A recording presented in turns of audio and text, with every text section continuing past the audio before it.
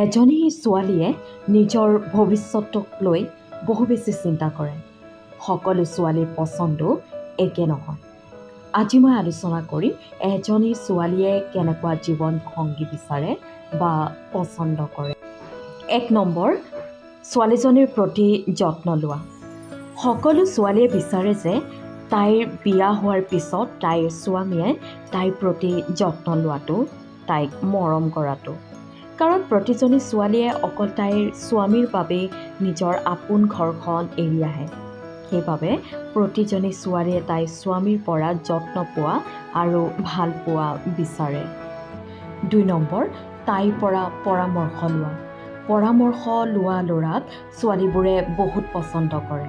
কাৰণ সকলো ছোৱালীয়ে ভাবে যে তাইৰ বিয়া হোৱাৰ পিছত তাইৰ স্বামীয়ে তাইৰ পৰামৰ্শ লোৱাটো।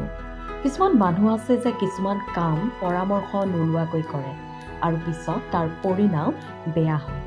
সেইবিলাক ল'ৰাক ছোৱালীবোৰে পচন্দ নকৰে। ছোৱালীসকলে সেই ল'ৰাক পচন্দ কৰে যিয়ে সকলো সময়ত পত্নীৰ পৰামৰ্শ লয়। 3 নম্বৰ, দুজনৰ মাজত বিশ্বাস থকা। এটা সম্পৰ্কত আটাইতকৈ গুৰুত্বপূৰ্ণ বিষয় হ'ল দুজনৰ মাজত বিশ্বাস থকা। যদি বিশ্বাস নাথাকে তেনেহ'লে এটা সম্পৰ্ক জীয়াই থাকিব নোৱাৰে। সেইবাবে সকলো ছোৱালীয়ে এজন বিশ্বাসী ল'ৰাক পচন্দ কৰে। কাৰণ বিয়াৰ পিছত সম্পৰ্ক জীয়াই ৰাখিবলৈ বিশ্বাস থকাটো অতি জৰুৰী। সেইবাবে প্ৰতিজনী ছোৱালীৰ পচন্দ এজন বিশ্বাসী ল'ৰা। 4 নম্বৰ, কম বেছি পৰিমাণৰ হ'লেও জনপ্ৰিয় হোৱাটো। ছোৱালীবোৰে জনপ্ৰিয় ল'ৰাক বহুত পচন্দ কৰে। কাৰণ তাইৰ স্বামী যদি জনপ্ৰিয় হয় বা বহুত মানুহে চিনি পায় বা সন্মান কৰে, তেনেহ'লে তাইৰ স্বামীৰ লগতে তাইও জনপ্ৰিয় হয়, লগতে সন্মানো পায়।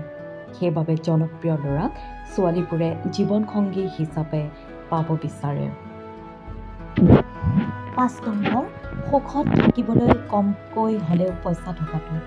সকলো ছোৱালীয়ে ভাবে যে তাইৰ জীৱনটো যাতে সুখৰ হয় আৰু টকা পইচাৰ যাতে অভাৱ নহয়। সুখী হ'বলৈ হ'লে কমকৈ হ'লেও টকা থাকিব লাগিব। তেনেকুৱা ল'ৰাক ছোৱালীবোৰে পচন্দ কৰে।